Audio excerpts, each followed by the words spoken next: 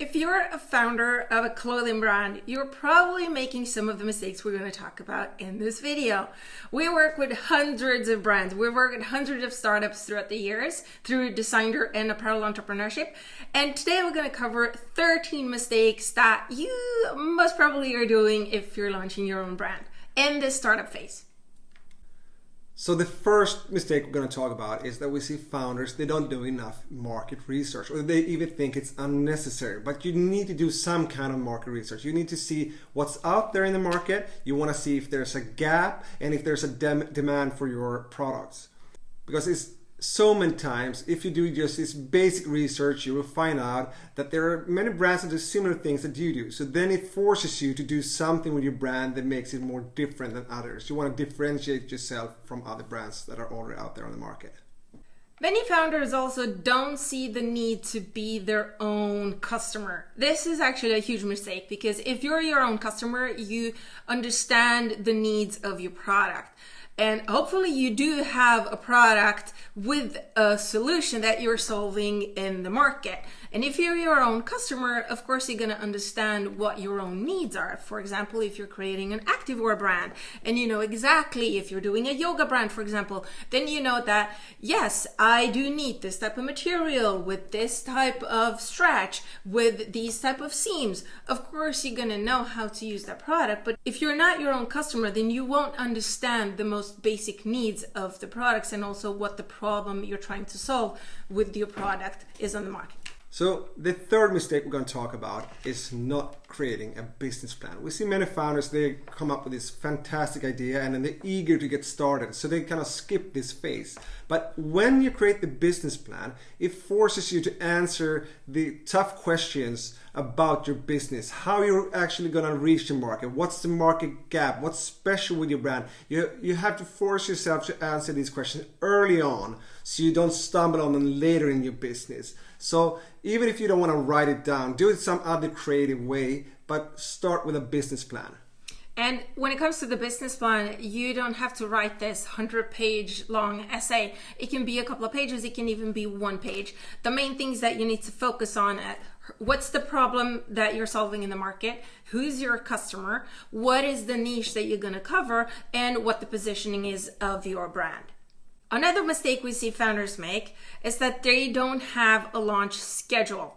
Meaning that everything that you're doing in terms of design, in terms of product development, has a schedule. Because you're looking at lead times, you're looking at factories, you're looking at suppliers, all those factories, all the suppliers, everything has some sort of a lead time. Factories are not going to be all of a sudden, yeah, we're sitting here waiting for your products, come to us whenever you have time. Most of the time, they're fully booked. So you need to schedule your production into their own schedule. So basically create a timeline. Look at when do you want to launch and reverse engineer from there. And the next thing we see is that businesses and brand founders, they don't create a detailed budget from the start. They might think, well, I don't have all the numbers, I don't know how much this is going to cost, but you can fairly easily make estimations early on and then create a budget, because you don't want to run out of money before you even launch. And this has happened quite often, unfortunately. When you make these calculations early on, you know what's feasible and if you have to adjust your entire strategy for launching your business. Also, you will know how much money you have in your wallet, if you can create a 20-piece collection or if you can only launch with 3 styles, for example, because that's the budget you have.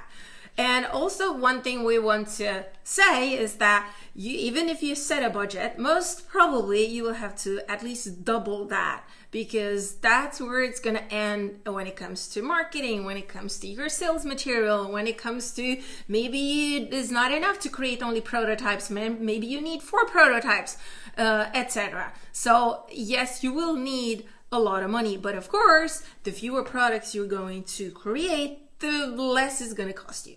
And this leads us into the next mistake, is that you're starting with too big of a collection. And yes, we hear this constantly. How many products do I need? Some come to us, especially at Desinder, which is our design agency. They're like, yeah, I want to create a 26-piece collection. And we're asking them, so what's your budget? And then they don't have, their budget is this tiny, but the collection is this big. It kind of needs to go hand in hand.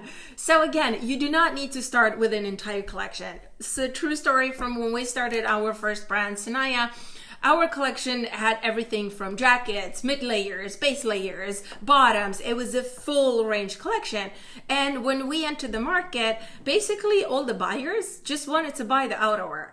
And of course, we put the majority of the products on hold and actually launched with only the outerwear because that was the only pieces that the buyers wanted to buy. So come to the market with a couple of products, test the market, see what do your customer actually want to buy? What do they actually like? Most of the time, it's not even the products that you've intended to be your core products. So test the market, start with a couple of products or a smaller range at least, and then you see what does the market dig. That's where you're going to need to focus and create more products and kind of go deeper into that sphere instead of launching with a full-on collection and you're all scattered and products are most probably going to cannibalize on each other's sales, and so it's just going to be a mess. You want to focus, you want to niche, and then you want to test the market before you kind of go from there.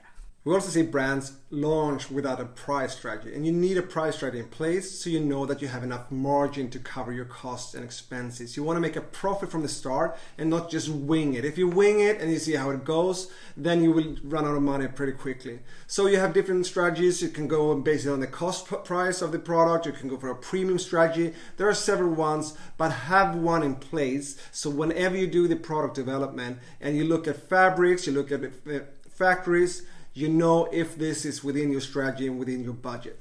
And then, of course, your price strategy is dependent on the positioning of your brand. Where do you want to position your brand in the marketplace?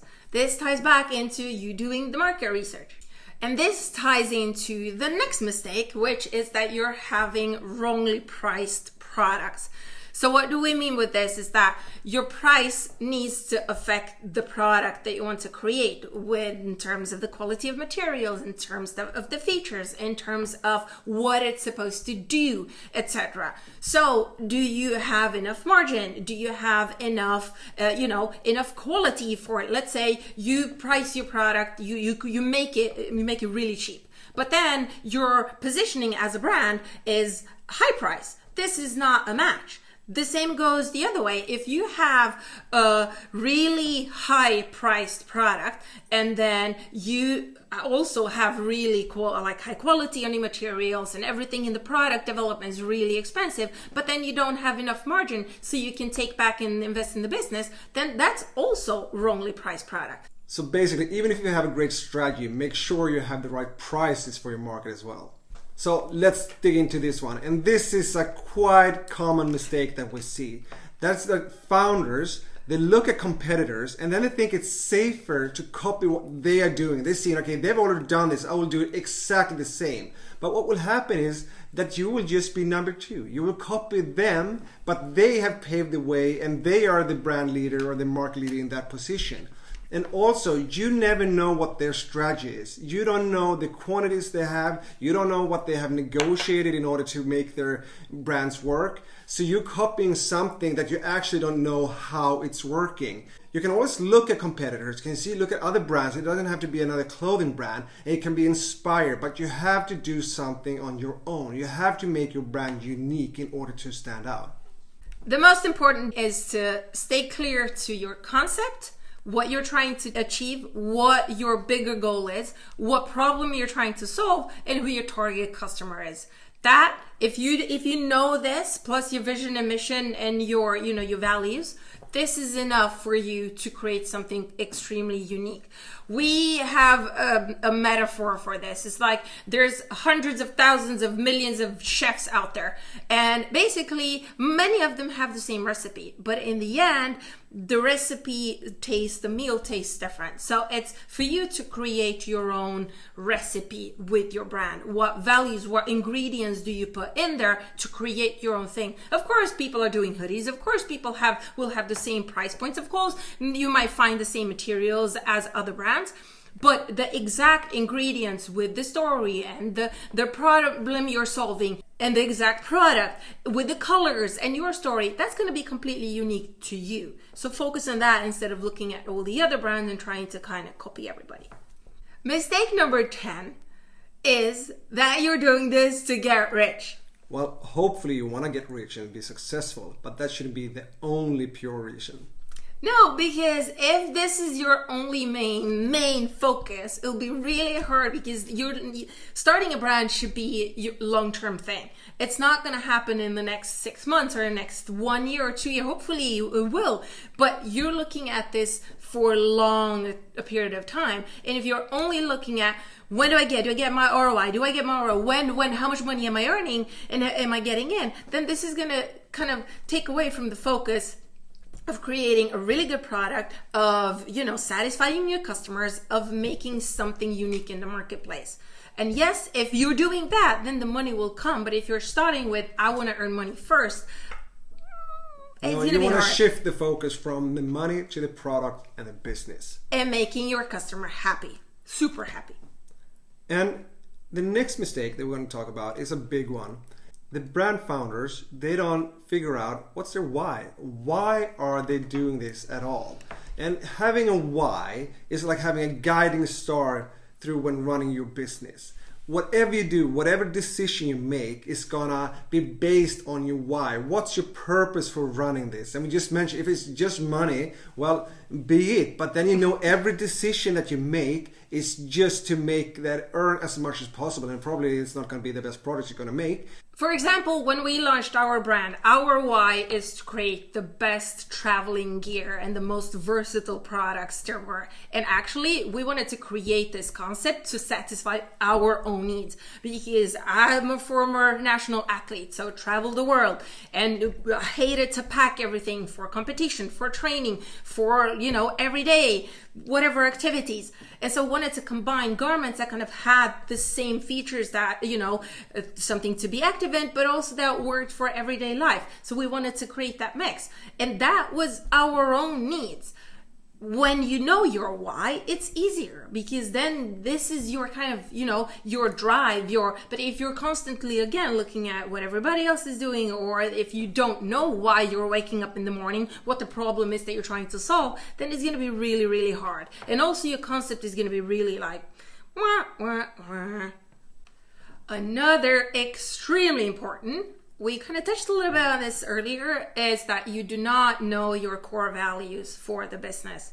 Basically, what are core values? The core values are your rules that you do your business, that you basically kind of, if you don't know, understand it, it's kind of, this ties into your personal values. What are your own personal values? To be honest, maybe sustainability is extremely important for you as a person, but also this is something that you want to bring into your brand. So then everything that you're doing kind of ties back into those core values. Also, transparency, maybe that's a huge thing. Then this needs to tie back into your core values. And when you have your core values in place, it's going to be much easier to make every decision. And I mentioned sustainability. Let's say that's one of your core values. So when you look at a fabric, you can easily see, is this sustainable according to your standards and quality or not? And then you can take the decision. And the next thing, okay, we're going to ship it in this way. Is that sustainable? So every decision you can, just as your why, you can measure against your core values. Basically, there will be your non-negotiable, and everything you're doing will be according to this. You're almost like checking off a list every time you're making decisions, every time you're putting a new product into existence, every time you're picking materials, working with manufacturers, or even, doing your sales. What shops are you going to sell to? These will also have to have the same core values as you do, because this is going to mean, your brand is going to have its own values, but then everybody that touches your brand needs to kind of continue using your core values as well. And the next mistake is that brand founders, they only look at their own schedule and they ignore lead times and production capacities. Meaning that if you just look at your own schedule, you see, I'm gonna be done with this here, I'm gonna launch at this stage. You ignore the time that actually takes to order material, to launch a production. And the factories, they can plan their time a year and a half in advance. So you have to make sure your production schedule fits in with their production schedule. Some materials have 90 to 120 days lead time. Sit on that. it's a long time. If you don't plan that in, you're screwed. Of course, if you're only going to launch a really tiny collection with materials that you find on stock or something, fine. But if you're going to produce your own materials in your own colors, then yeah, you need to wait and you need to plan that in for your launch. So basically you reverse engineer, reverse kind of calculate everything from when you want to launch, to how to fit in the materials, to when to do your marketing pitch, to you kind of reverse engineer from there. So in the beginning, if you have your own plan and you don't know all these things, just keep it open until you figure these things out, until you make the plan more certain, and then maybe talk to your investors and people around you when you're going to launch. So today we went through 13 common mistakes that we've seen founders make. So click on subscribe, because in the next videos we're going to talk about mistakes that we've seen brand founders make when it comes to running the business, in product development, and in marketing and sales. See you.